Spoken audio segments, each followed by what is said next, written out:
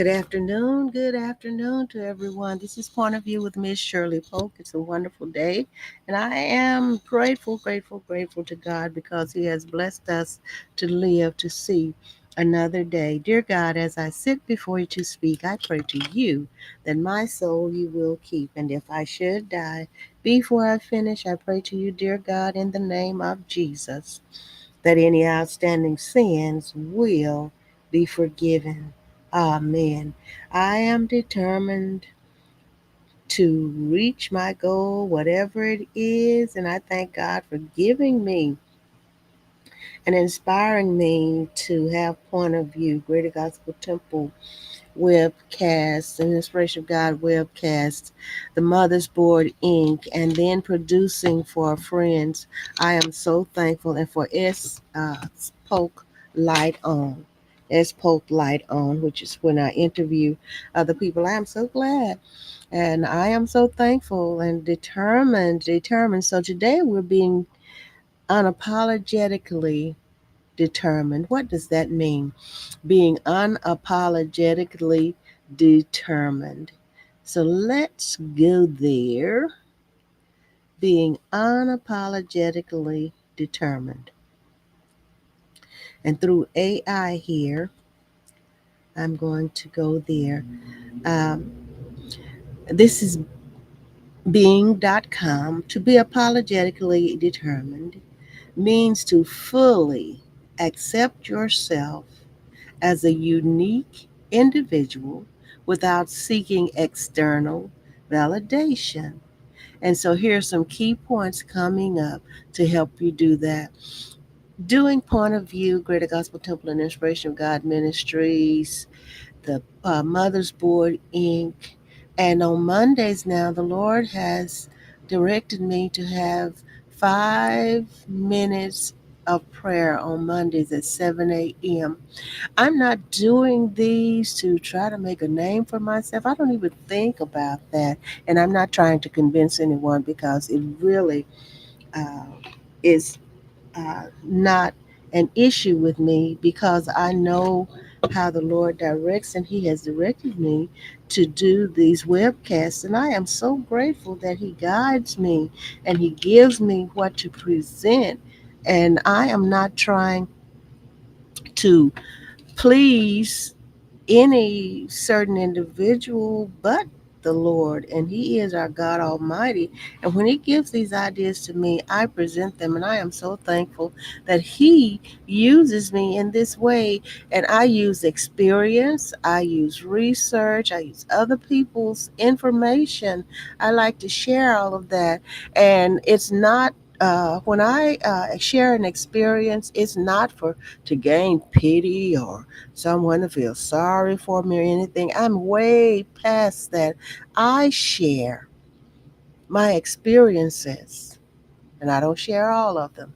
I share the experiences that need to be shared to help other people and to let you know that I have overcome whatever obstacles were in my way, or if there's something going on, then I am overcoming. I have victory. Yes, and I am so thankful. And that's why I present this, not to make myself feel good, not to give you a good feel good trip, but to have whoever needs this to realize that's what I need today. I thank God for that. That's what I need today. And somebody somewhere is benefiting from this information that God allows me to present over the World Wide Web. That means it's going all over the world. And I am so thankful, and I am unapologetically determined to do what I am supposed to do. It gives me pleasure and it gives me joy. It really does. It gives me pleasure and joy. I enjoy this so much. So now I wanted to explain that and say that, but I'm going to go back to this being.com explanation of what being unapologetically determined is. And I was there, and the Lord gave this to me. And so, whenever He gives me something, all I have to do is just type in the words just like He gave them to me, and all kinds of pertinent information comes up that I can present to you. And I am so grateful. And it helps me too. Oh, yes, it does. It helps me. Everything. I'm not throwing anything out, and I'm putting it there, but I use it too. So to be unapologetically determined, it means to fully accept yourself as unique, as a unique individual without seeking external validation. That means seeking it from somebody else, wanting somebody to tell you, oh, you're doing good, you're good, you're good. No, it is that you accept yourself as a unique individual without seeking external validation. And here are some key points here according to Bing.com. Self acceptance. That's one point. Embrace your quirks, strengths, and vulnerabilities as part of who you are. You hear that? Next point, authenticity. Act with honesty and authenticity in your interactions with others. You don't have to fake it.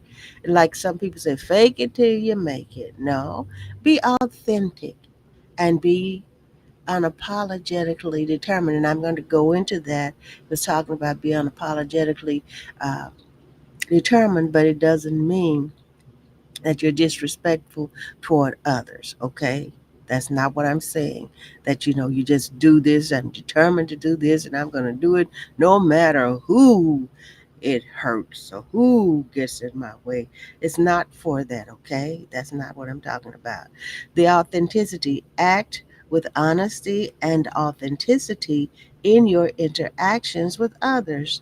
Next point is self understanding, and I talk about this quite often.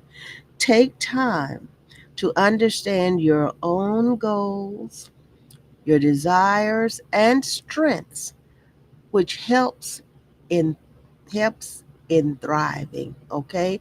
Because when you strive, after you thrive, survive the toils and everything, and then you thrive, okay? So, self understanding take time to understand your own goals, your own desires, SOWN, your own strengths, which strengths with help in thriving. And the next point here, no nonsense, no nonsense. Be straightforward and assertive in your approach without the need for apologies. You hear that? Be embodying these qualities. And by doing that, you can live a life that reflects your true self and determination. You don't have to fake it, okay? Okay, my goodness, this is so good. Now I'll go that's Bing.com, okay. Now I'll go to Psychology Today. Timothy A. Carey, PhD, Motivation. When are you unapologetically you? This is Psychology Today. And which you is that? And this is June the 6th, 2025. It is reviewed by Tyler Woods. Psychology Today. Now, the key points here, the key points. Sometimes it might be appropriate to be an unapologetic, excuse me, sometimes it might be appropriate to be an apologetic you. The next point here, knowing when you're wrong is related to goals and purposes. The next point, the key issue could be the extent to which people are able to live the life they want. Okay, so those are the 3 points that we are going to go over here in psychology today. Now, the other day, as the writer goes on, he says, I discovered this quote by Steve Maraboli. There is nothing more beautiful than seeing a person being themselves. Imagine going through your day being unapologetically you. And then the writer says, I love the idea of being unapologetically you. But I also love all the questions and wonderings this idea provoked for me. This is a writer, okay? There is so much to this quote that my mind is still feasting. And I like that quote too. First time I've heard it, I repeat it. It's by Steve Maraboli, Maraboli. There is nothing more beautiful than seeing a person being themselves. Imagine going through your day being unapologetically you. Oh my goodness, that is nice, isn't it? So that's where we're working for. We're working for. If you haven't gotten there, we're helping you get there, okay? So, how do you know when you're seeing a person being themselves? And the writer says, I wonder what clues give that away. Do people have different versions of being themselves? Maybe your partner will see a different you being yourself from the you your colleague sees being yourself, or your child's baseball coach, or your parent, or the barista at your favorite cafe, or the operator of the stall beside yours at the market. So, when do you think you are being yourself? That's a great question. When do you think you are being yourself? Great, great question. I like it. So, let's get into it. So, I guess, and this is Steve thinking. Steve thinks about people, he's being themselves, talking about Steve Maraboli, the quoter. Said, I guess he thinks about people being themselves as the times they are being unapologetically themselves. He said, I was intrigued that Steve asks us to imagine what it would be like to go through the day being unapologetically you. If we need to imagine it, does that indicate that we must not be doing it already? At least according to Steve. Okay? Maybe we're only unapologetically us for some of the day. If that's the case, what is it we're apologetic about for the rest of the day? People usually apologize for a reason, so I wonder what reasons we might have to apologize for while we're being our apologetic selves. Great, great, great thing to ponder over, isn't it? Perhaps, though, Steve's quote provides more information about Steve than it does about how people go about their daily business.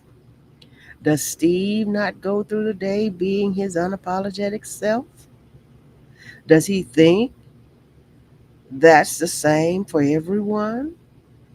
Hmm, I wonder if it is.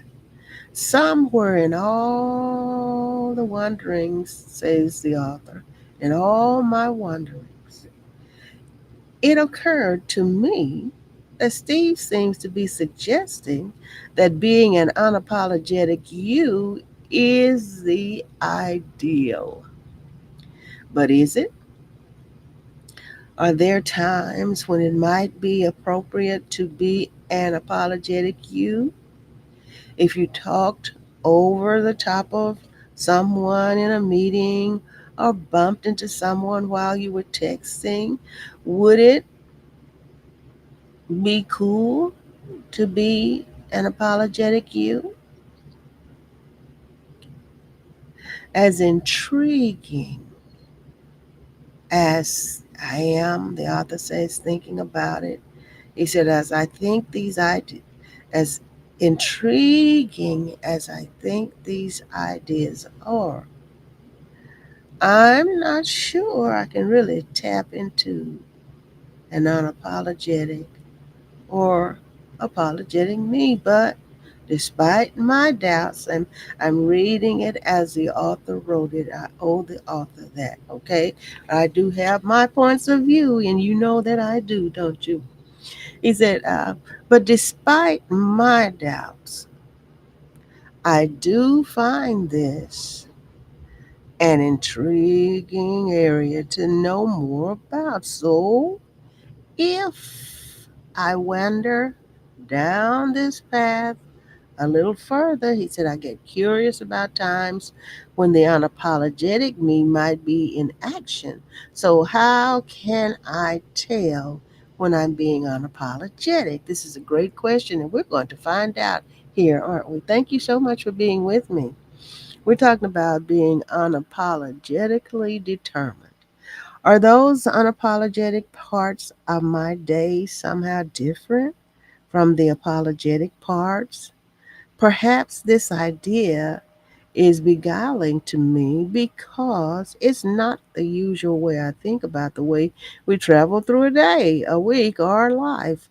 My thinking, says the author, relates to people's goals and intentions and the things they do on an ongoing basis to keep the various facets of their lives the way they want them to be. And I am in psychology today, and we're talking about being unapologetically determined, okay? So, from this perspective, being either unapologetic or apologetic would be connected to some goal, ambition, or preference. So maybe unapologeticness serves different goals in different circumstances. Nice to dig into it, okay?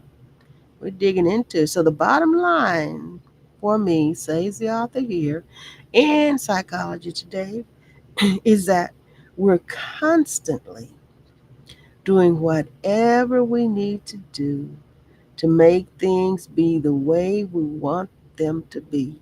And I totally agree with him. So if being an unapologetic self keeps things right and in balance, it doesn't make sense to me that we would sometimes become apologetic.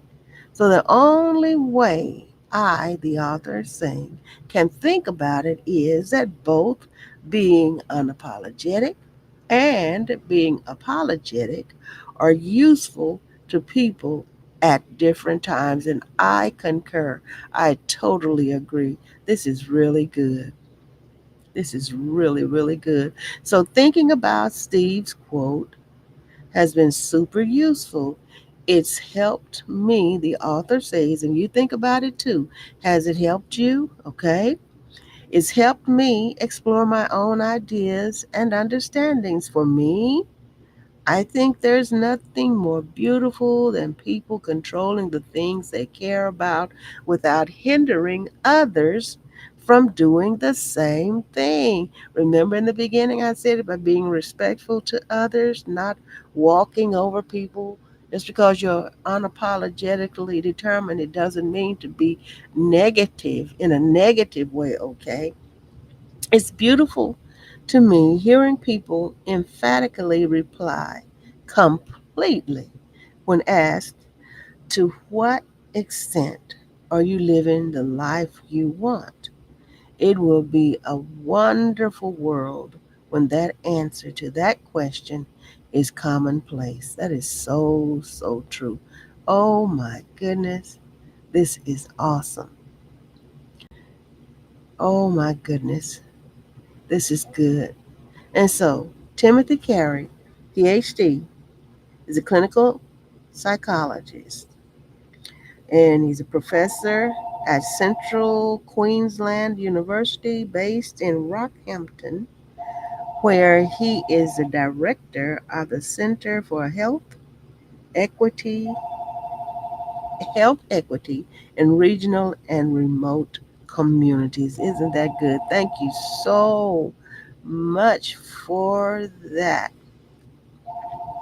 Thank you, thank you, thank you. Timothy Carey, PhD, and that's Psychology Today.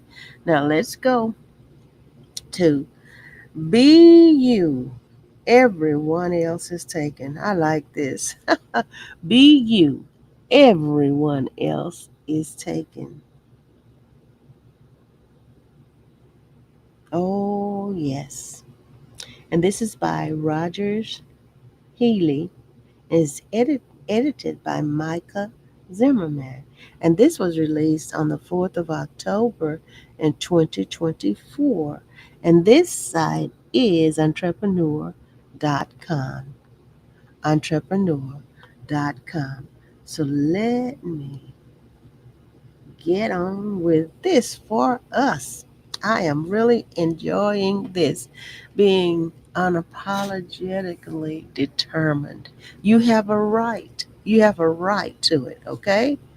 There are so many people in this world that want to live their lives through someone else's life, controlling someone else's life, and they don't even have control on their own lives. They think they do, but they don't. There's so many people controlling other people's lives. So be you. Everyone else is taken. I like this. And this article is about how embracing your authentic self and staying true to who you are not only empowers you, but also inspires those around you to do the same. And this is, like I repeat, it's by Rogers Healy, Healy, and it's edited by Micah, Micah. And we have a Micah. He's a new addition to the Polk Goodman family. I am so grateful. Micah is 1 week old today. Oh, yes. And he and mommy Erica are doing great. Okay, that triggered me thinking about little Micah. Here are the key takeaways for this piece. And the piece is be you. Everyone else is taken. Everyone else is taken, okay?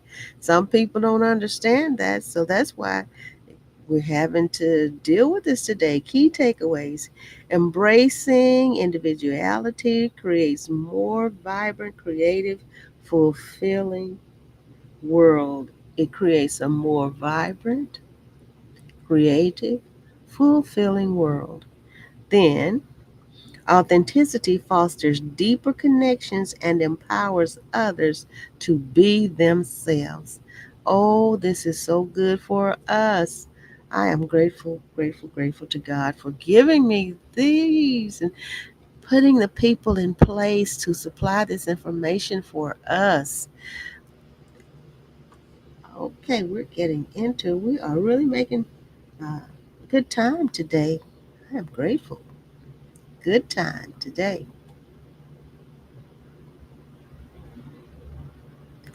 Picture this.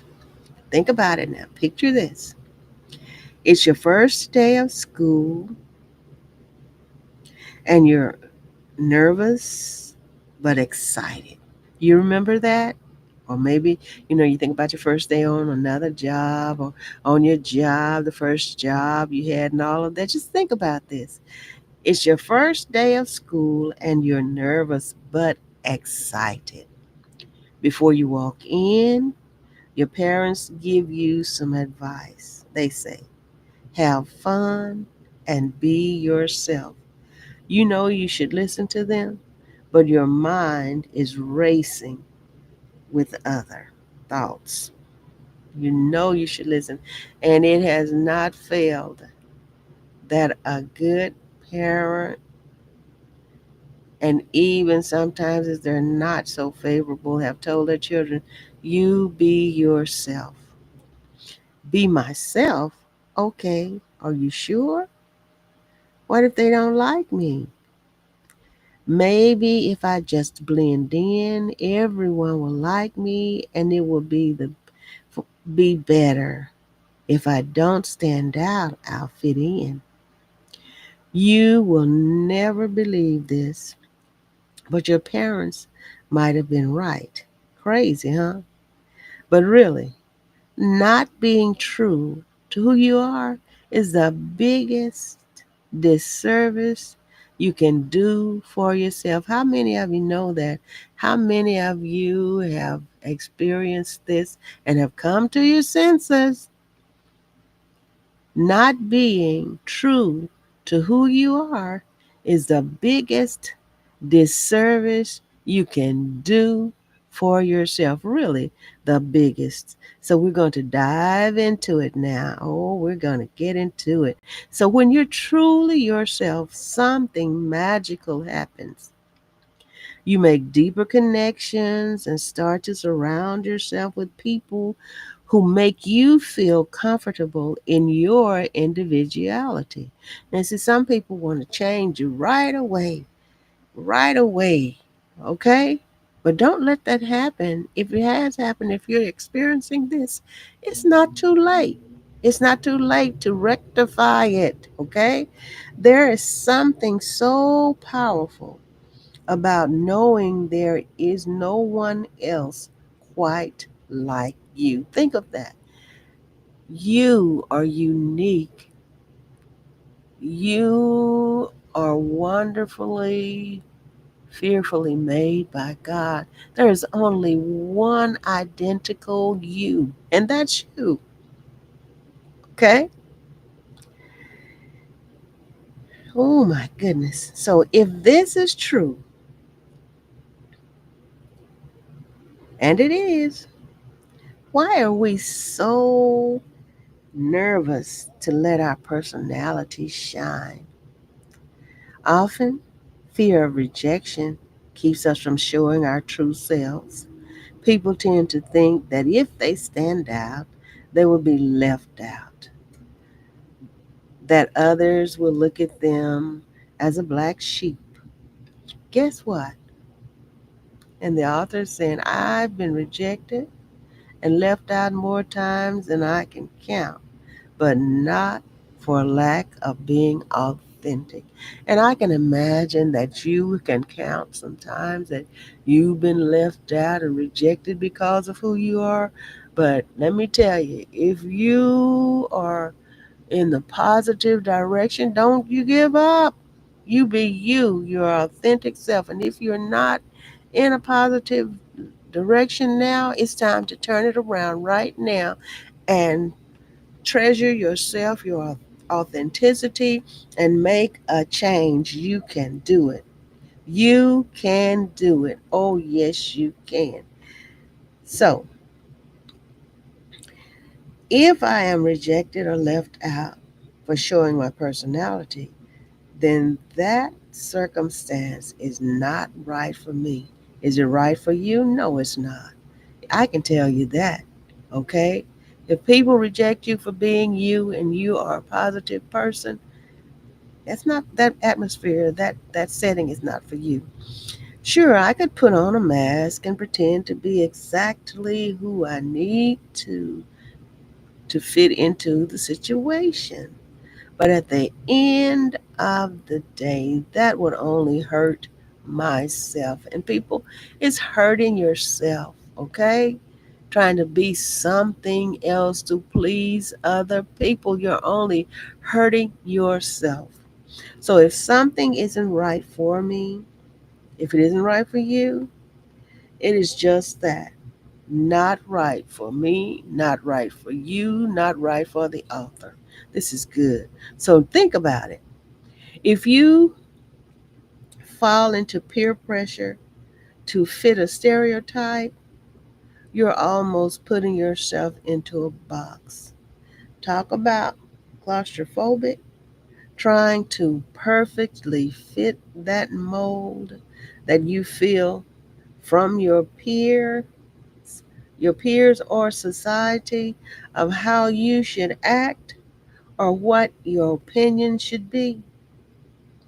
When you try to fit into these boxes and meet certain social expectations, you lose sight of yourself. You will no longer feel fulfilled in your everyday life. And how many of you out there can regret that you got into these boxes? It's not too late to get out of those boxes. Bust them wide open and get out of them. Climb out of those boxes. So it's important to take the time to get to know yourself, understanding yourself, your strengths, your weaknesses, your goals, your desires. All of these will help you thrive. Knowing yourself is an investment that, I promise, says the author, will pay dividends in the long run. And I concur with the author. It will, it does. If you stick with it, it will. Knowing yourself will allow you to make decisions that align with who you are, not who others expect you to be. This is wonderfully put together. Thank you so much. Then the author goes on to say, and it's in entrepreneur.com, I've never been one to follow the crowd. Never been one to follow the crowd. I've always believed in authentically doing things, whether it be my work or my daily life. And you know what? It seems to work. People notice when you're being real and authentic, and they definitely do. They really notice that.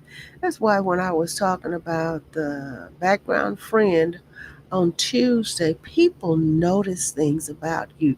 They notice the uniqueness. You don't have to say a word, but you can draw people to you and they will find a way to say something to you.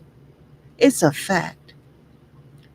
It seems to work. People notice when you are being real and authentic.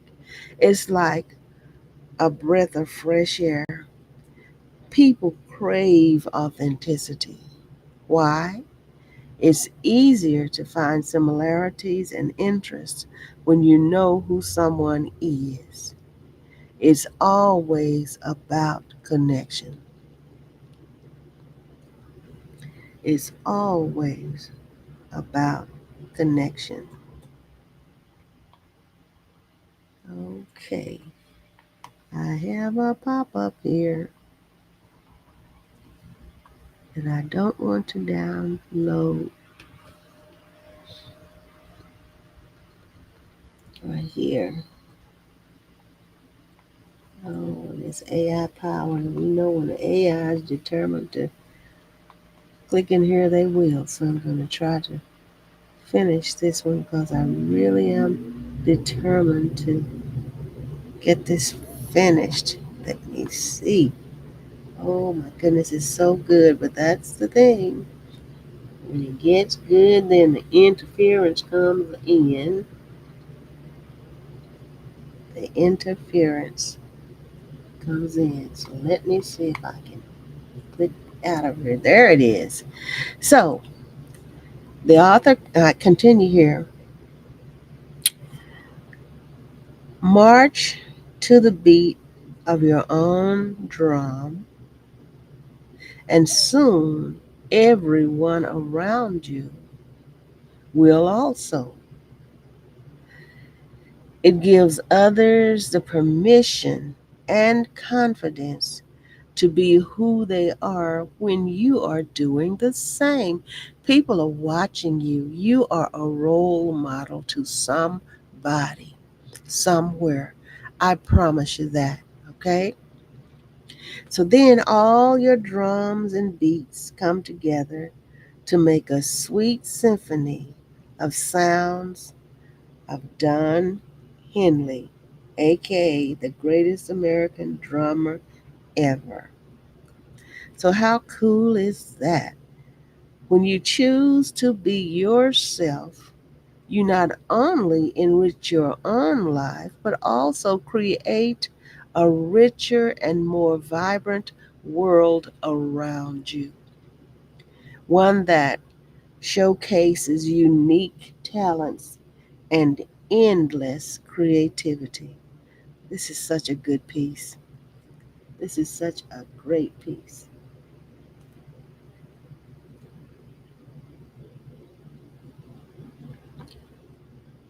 The world doesn't need another copy for real. The world doesn't need another copy. It needs you. It needs your passions, ideas, and creativity. It needs everything that makes you special. It needs everything that makes you you. Embrace your individuality by authentically being yourself. You inspire those around you and empower others to do the same. So be you, unapologetically, uniquely you. Because in a world where everyone else is taken, being yourself is the most powerful thing you can do. Oh my goodness. And Rogers Healy, Entrepreneur Leadership Network, VIP, founder, CEO of Morrison Seeger VC Partners and the Rogers Healy. He's a Christian husband, dad, 7-time founder, CEO of Morrison Seeger Venture Capital Partners and the Rogers Healy Companies, investor in 100 plus startups, music, memorabilia guru. Thank you so much, Mr. Rogers Healy. This is an absolutely awesome article. Oh, and I am doing well with the time too. Oh, I am just so excited about this. Now we go to 7 ways to be unapologetically yourself. 7 ways to be unapologetically yourself. This is by Liz Fisher, and this was released in April the 7th, and it doesn't have a date. I mean a year, but this is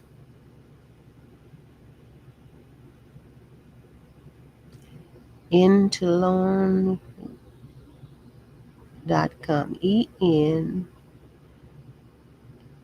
Oh, in not alone com. Notalone.com.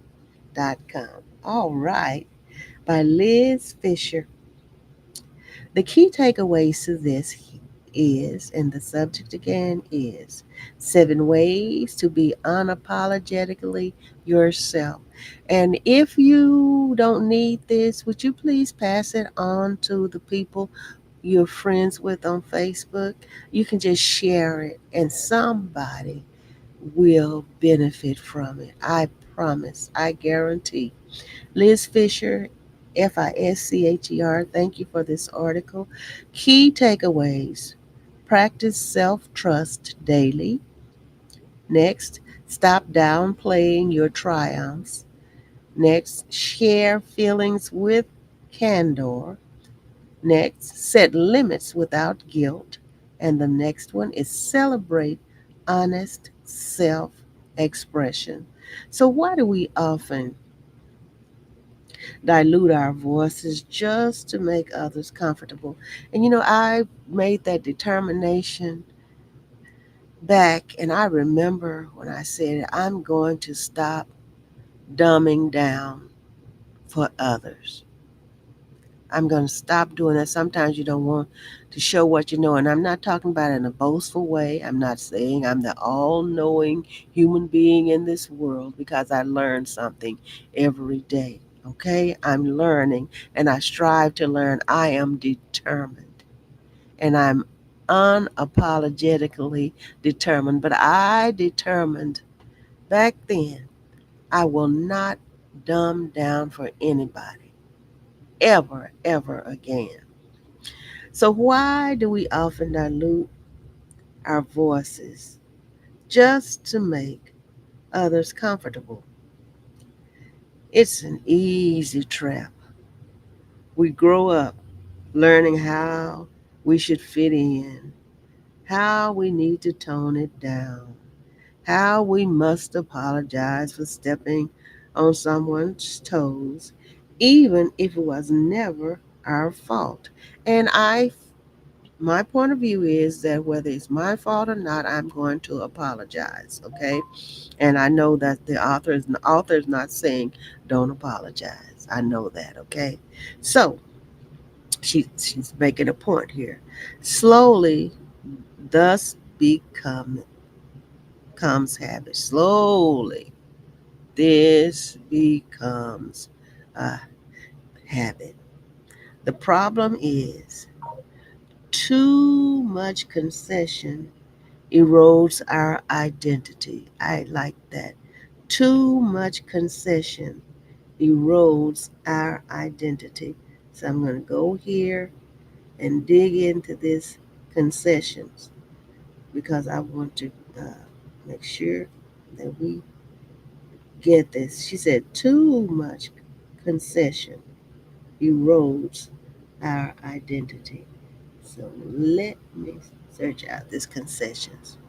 Concession is a thing that is granted, especially in response to demands, a thing connected. And here's a sentence example. The strikers return to work having won some concessions, so it's a thing that is granted, especially in response to demands. It's the action of conceding, granting, or yielding something. A preferential allowance or rate given by an organization. The right to use land or other property for a specified purpose granted by a government, company, or other controlling body. So, concession. All right. So, let me go back. That's what a concession is. All right. Let me get back to where I'm supposed to be. So, too much concession erodes our identity. Too much giving in. Okay? So when we suppress who we are, it's not just our confidence that suffers. Our relationships get stuck in a cycle of surface level interactions. In other words, you never get to form authentic bonds because you've never let the real you take the reins. Yet there's a way out. We can learn to stand firm in our truth, keep our apologies for genuine mistakes, and speak from a place of conviction.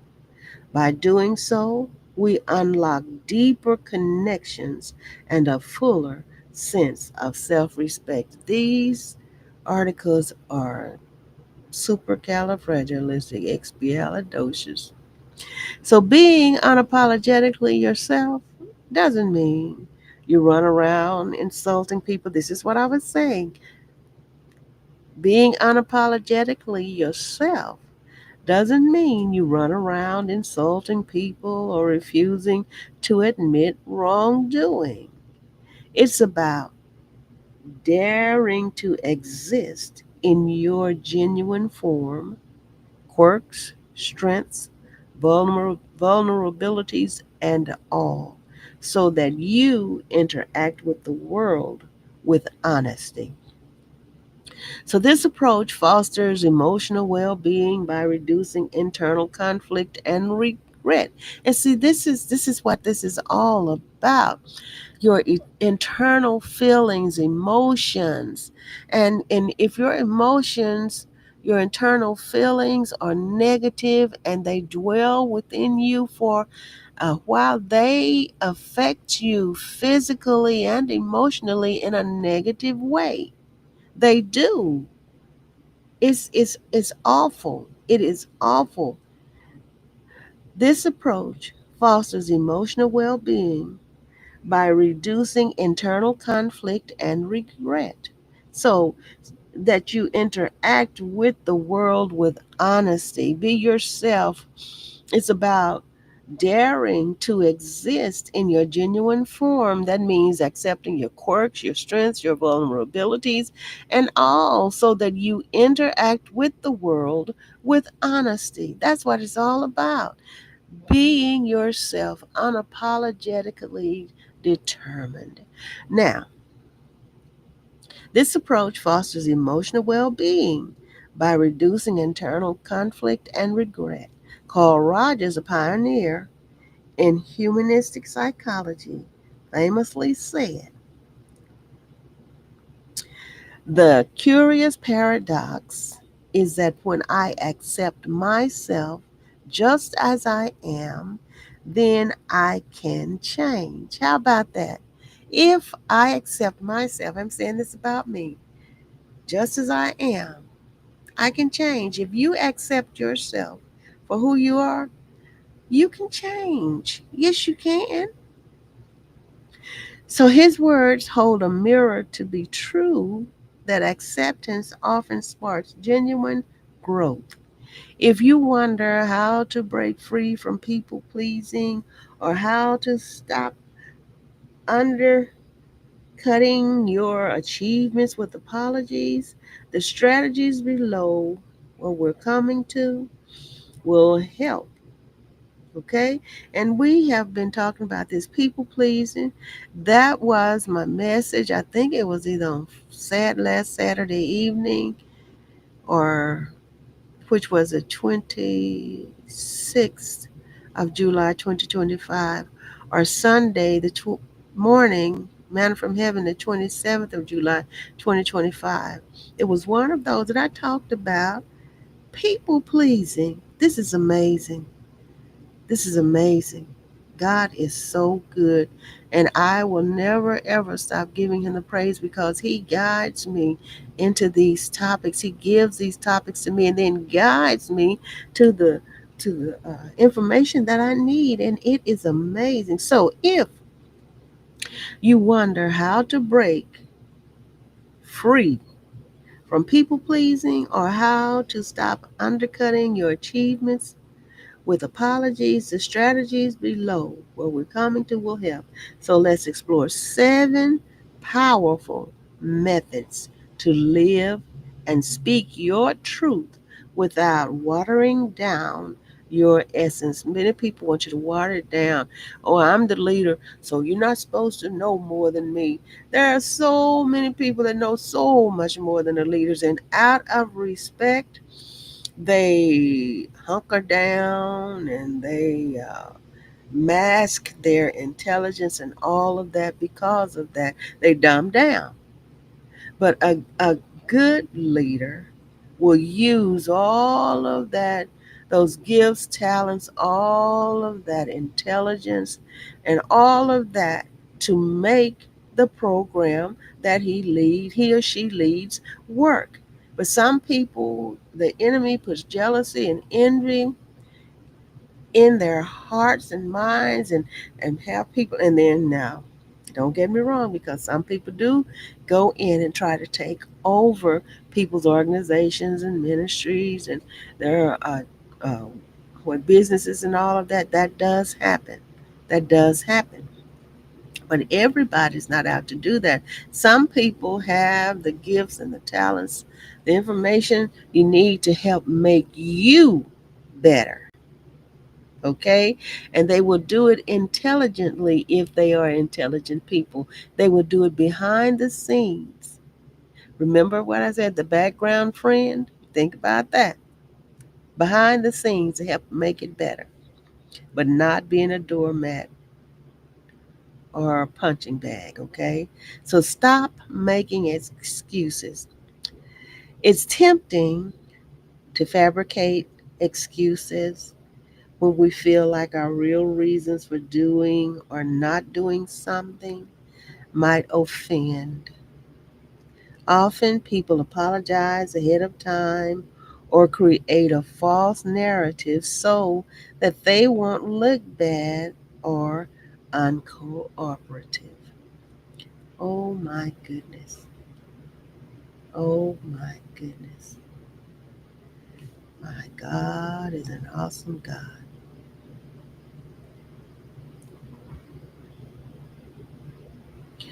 An example might be telling a friend you can't attend their party because of emergency errands when you really just need some alone time. While this seems harmless, you're actually casting a vote against your own authenticity. The more you rely on excuses, the more it underscores a sense of shame regarding your true needs. Over time, your self image and comfort in expressing yourself weaken. Be careful, okay? This is a warning and a caution to each of us. Instead, get comfortable with genuine statements of fact. If you need a night to recharge, say it politely but clearly. At first, you might brace yourself for negative reactions. In reality, people often respect that directness. Some might even envy it. It also gives others permission to do the same. Consider the psychological effect at play. By consistently offering excuses, you reinforce that your real feelings are not valid enough to share. This fuels self doubt. Often you practice directness. Once you practice directness, you trust them with the truth. This trust fosters deeper connections. If they respond negatively, it might be an indication they're more attached to you as a convenience than as a person.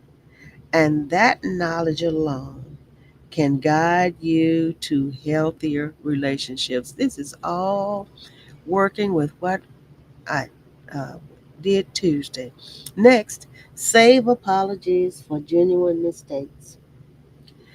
We've been socialized to say I'm sorry far too often. Some of us apologize for our opinions, our laughter, our appearance, even our taste in music. Apologies should be reserved for situations where you have genuinely caused harm or inconvenience. Over apologizing trivializes the phrase and can distort your sense of self worth as if every action you take demands contrition. Frequent apologies also send a silent message. My comfort and my presence are liabilities. That's both unfair to you and confusing to those around you. One approach to break the habit is to pause briefly before you say, I'm sorry.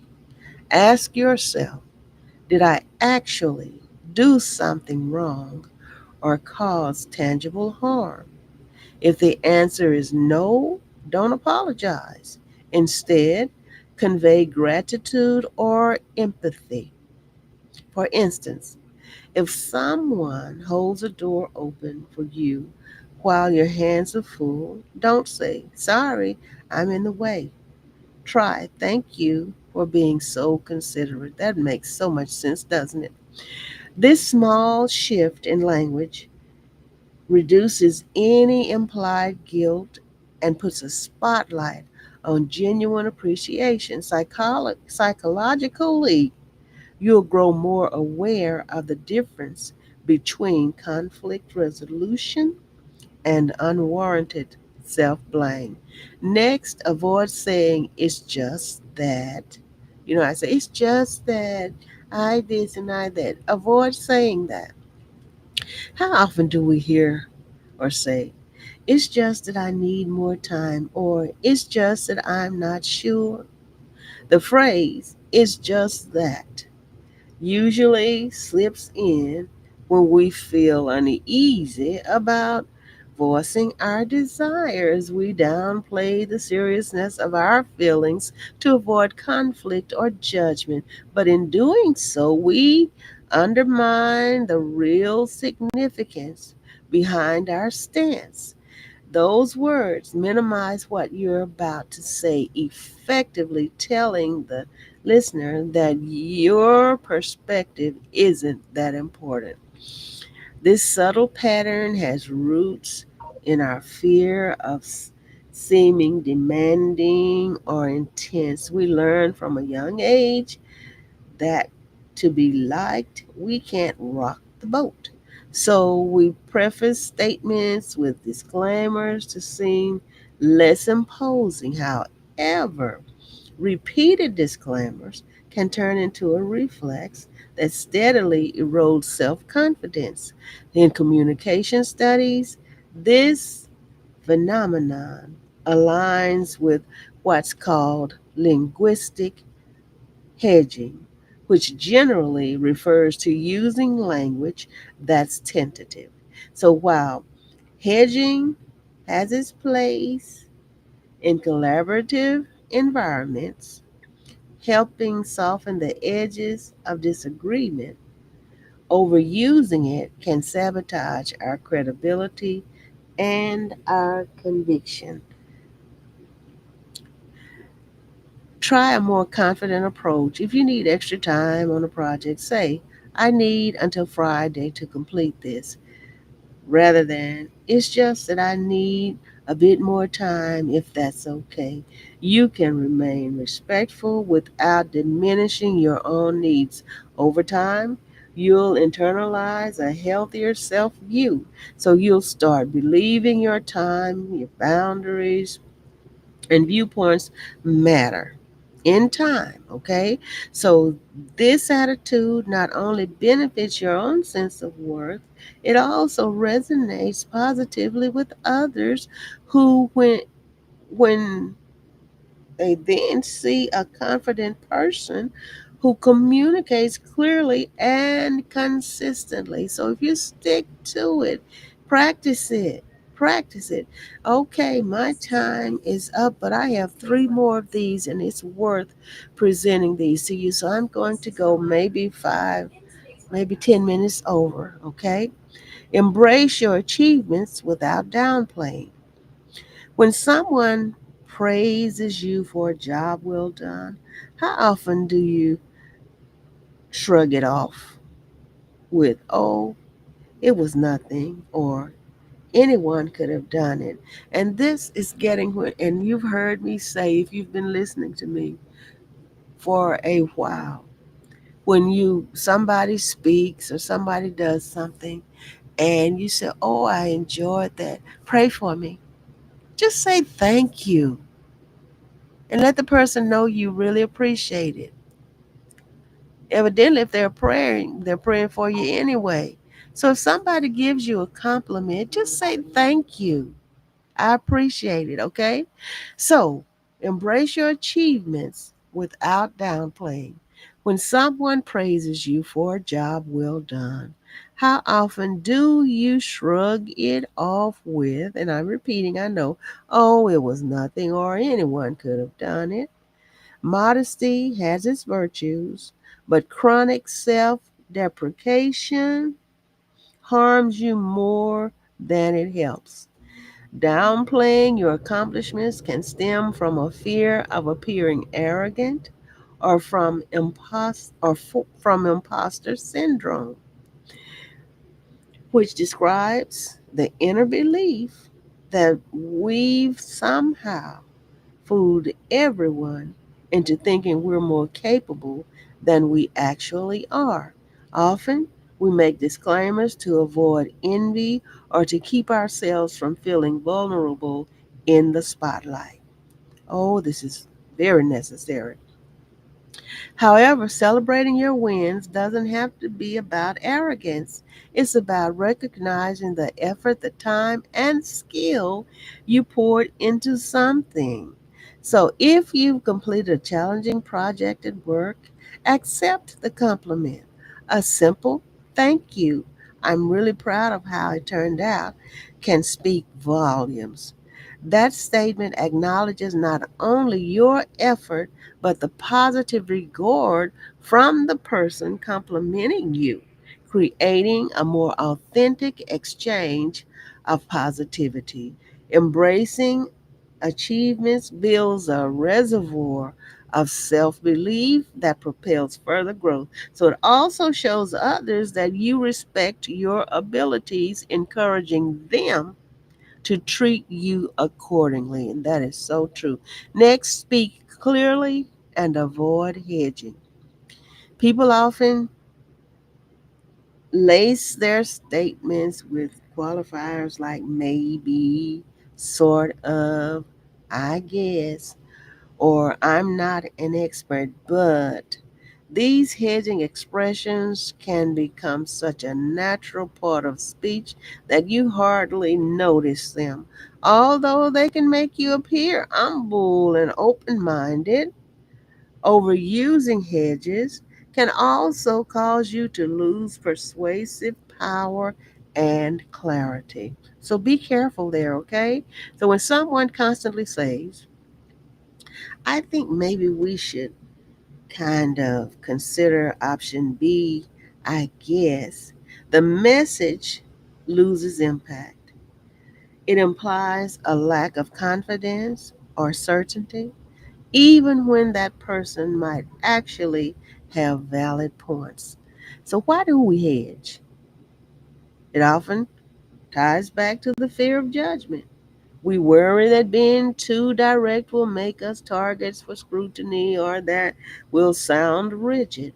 But in truth, clarity doesn't necessarily equate to inflexibility. You can be assertive and still open to other views. So when you speak decisively, it shows mental clarity and respect for your own position. If you've done your research, there's no harm in stating option B is the most cost effective based on the data.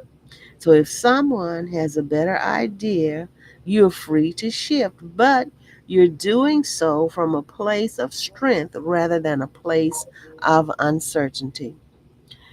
In social context, this approach also signals authenticity. When you maintain an air of confidence, you make it easier for others to trust your input. Hesitancy breeds confusion or second guessing, especially when dealing with emotional matters. Is kindness, okay? Especially, I repeat, when dealing with emotional matters, clarity is kindness.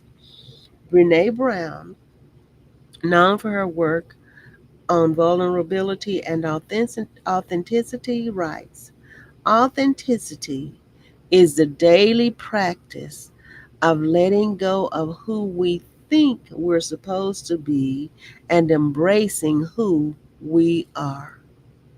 Speaking clearly underscores exactly that, a willingness to show yourself fully, free from the weight of constant disclaimers. Then the next one, master the art of saying no. Don't we talk about this often?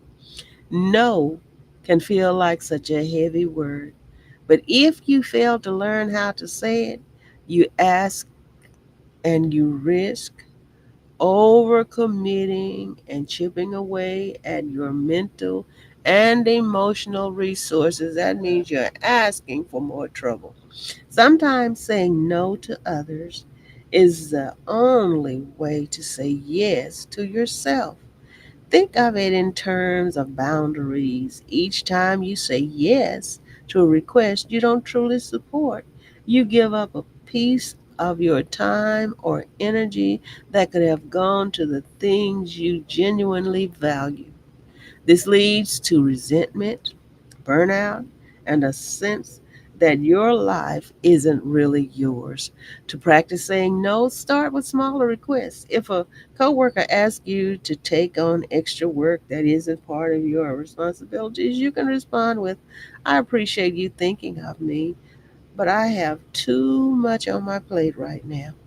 Similarly, if a friend wants you to join them on a trip you're not excited about, a straightforward no, but thank you for inviting me suffices. This type of direct, respectful denial builds integrity in your relationships. People quickly learn to trust your yes because they know it's a genuine and not given out of guilt or obligation.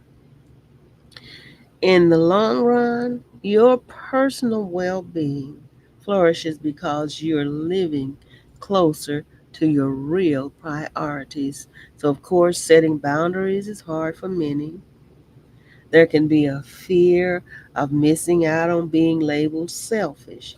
Yet, psychologically, the art of refusal is central to emotional self care. You can't pour from an empty cup. You hear that?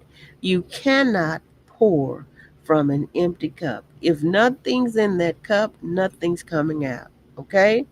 So, by turning down opportunities that don't align with your goals or capacity, you open space for the things that do.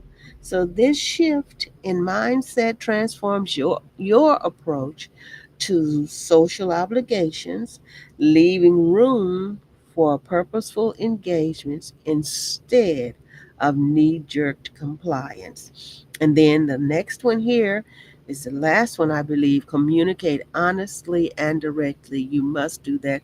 And sometimes it's hard for us to do that. But you have to stand up straight, head straight, look people in the eye, and be honest with them. Communicate honestly and directly. Being direct can be uncomfortable. We might worry that speaking our mind too plainly could alienate friends or speak conflicts. That could spark conflicts too. However, honesty is one of the biggest cornerstones of genuine relationships. Direct communication builds trust because it signals respect for the other person. So you're sharing your thoughts honestly rather than manipulating or concealing truths. This straightforwardness often resonates with people who value transparency, and it paves the way for constructive dialogue. Consider romantic relationships. A lot of misunderstandings arise from unsaid expectations or suppressed grievances. So if you feel unappreciated or need more quality time, say so. Use I statements. I feel neglected when we don't spend weekends together, to keep the focus on your experience rather than blaming. Okay? Direct communication can feel daunting at first, but it usually brings relief. You no longer spend energy tiptoeing around issues or harboring resentment. In psychology, this approach aligns with assertiveness, which rests on the idea that every individual has the right to express their needs and feelings while respecting others' boundaries as well. And I must repeat that, okay? I must repeat that. In psychology, this approach, which is speaking direct, okay? Being direct and being honest, communicate honestly and directly, okay? And it'll be less stress on you. The key is to pair honesty and empathy. Dumping harsh truths without regard for someone's feelings is not the same as healthy authenticity. See, and then I say, you don't be disrespectful and harsh to people, okay? Just because you're unapologetically determined. The best communication and the best communicators blend clarity and compassion. They recognize that while their own perspective matters, so does the context and emotional state of the person receiving the message. True authenticity requires self awareness and genuine concern for the relationship at stake. And so, authenticity attracts genuine connection. So, I think this might be number 7, okay? When you show yourself to the world as you truly are, you invite people who appreciate that authenticity. Pretending to be someone else might temporarily gain acceptance from a broader crowd, but it usually leads to shallow relationships based on performance rather than real understanding. Over time, the dissonance grows. You start feeling isolated because you realize people don't know the real you. In contrast, if you hold firm to who you are, your quirks, your opinions, your passions, you make space for like minded souls to enter your life. Yes, this also means some people will drift away. That can be uncomfortable, but it's actually a healthy process. Authentic living repels those who are not compatible and draws those who resonate with you at a deeper level. You're never going to click with everyone, and we must remember that. We're never going to click with everyone, and that's okay. Healthy self esteem emerges when you no longer feel compelled to please every single person you meet. You focus instead on cultivating relationships rooted in mutual respect and admiration. Social psychologists refer to this as the principle of selective self presentation. When you reveal true aspects of yourself, you narrow the focus to those who are genuinely aligned with your values.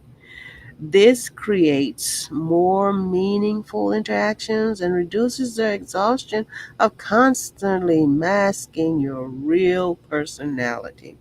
In a way, living unapologetically is a beacon that guides the right people your way. You hear that? In a way, living unapologetically is a beacon that guides the right people your way. Over time, your support system strengthens, your sense of belonging intensifies, and your mental health benefits from the reduction in pretend behaviors. My goodness. Remember, you're not here to fill, FILL, a role that society assigns you. I must repeat that. You are not here. I'm not here. We're not here to fill a role that society assigns us, or you, or me. You're here, we're here to discover what lights you up, what stirs your passion, and how you can meaningfully connect with others. Trust that stepping into your authentic self will bring both internal stability and external acceptance from those who truly count. Oh my goodness. And here are some recommended resources: The Gifts of Imperfection by Brene Brown, On Becoming a Person by Carl R. Rogers, that's Rogers, Boundaries by Henry Cloud and John Townsend, Assertiveness Training by Manuel J. Smith, and Daring Greatly by Brene Brown. These are all really, really good, and I think I'm going to connect this here so that you can see those. I want to just show you this, and I know, and I thank you so much for being here with me. I really, really appreciate you for being here. It is a wonderful day. This is Thursday. This is the 31st. Yes, the 31st of July in the year 2025. And so here I'm going to share this with you so you can see it. These are recommended resources, The Gifts of Imperfection. You see those right there. And this, where I am, is notalone.com. Notalone.com. All right. I thank you so much for being with me. I love you. I appreciate you. You are awesome. And I pray and trust that God will continually bless you and that you'll want to be continually blessed and that you will reap all the benefits of those blessings and share them with someone else. May the God of peace continue to be with you. Thank you, thank you, thank you. I love you so much. And please join me. Uh, there's an obligation, so Friday might not be live with the Mother's Board Inc., but God willing, Saturday evening at 7:39, Saturday evening Bible lesson session, and Sunday morning at 7 a.m. Sunday morning manna from heaven, Greater Gospel Temple. I love you. Let me hear from you, and please don't neglect sharing this information. Somebody needs it.